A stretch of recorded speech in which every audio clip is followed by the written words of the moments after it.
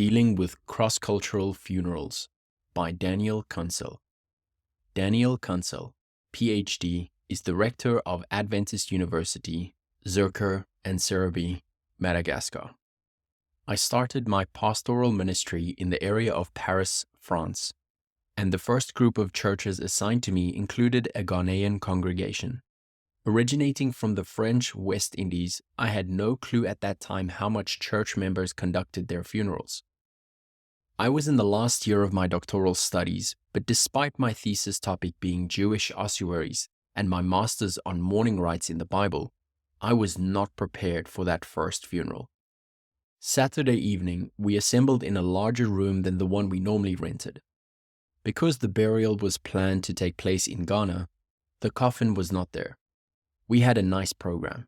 I preached the sermon, we prayed, sang hymns from the hymnal, and had a final prayer.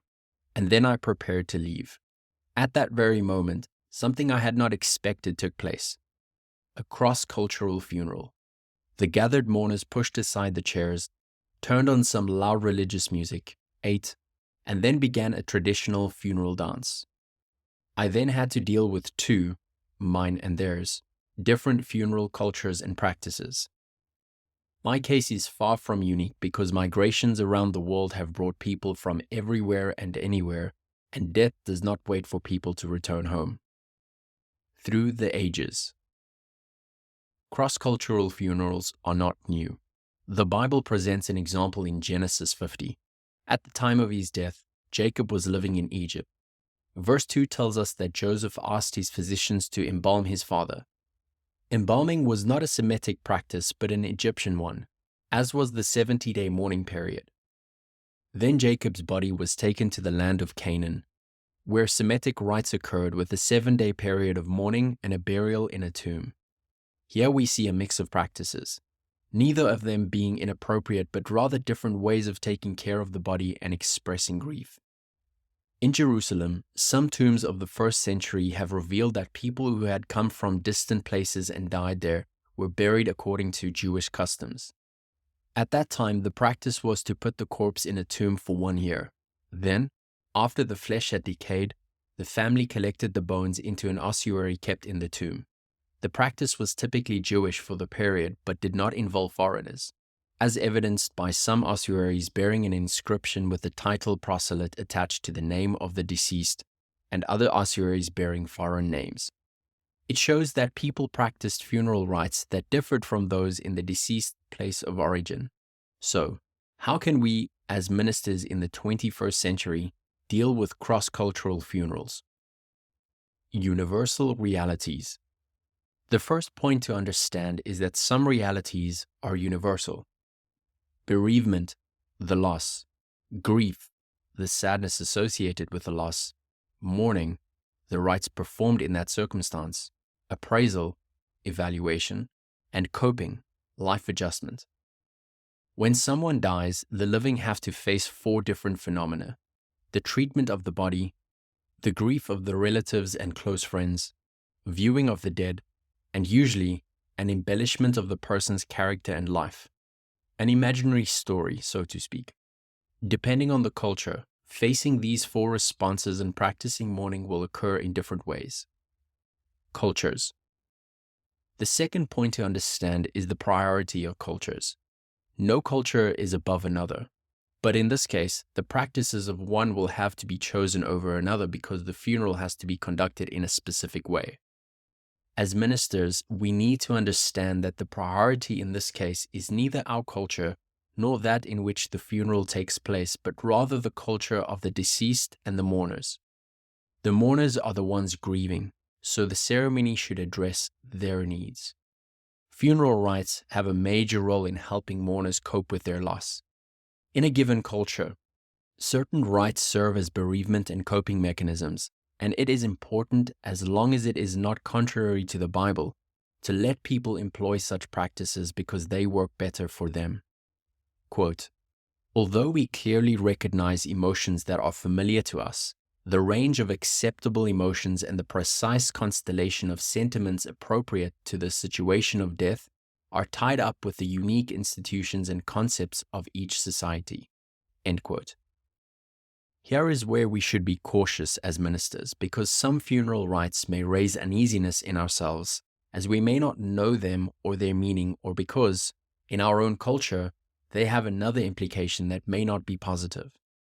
Before judging or overreacting, we need to know what the customary rites are and their significance in that culture. Know beforehand. Third, it is best to become familiar with the practices beforehand.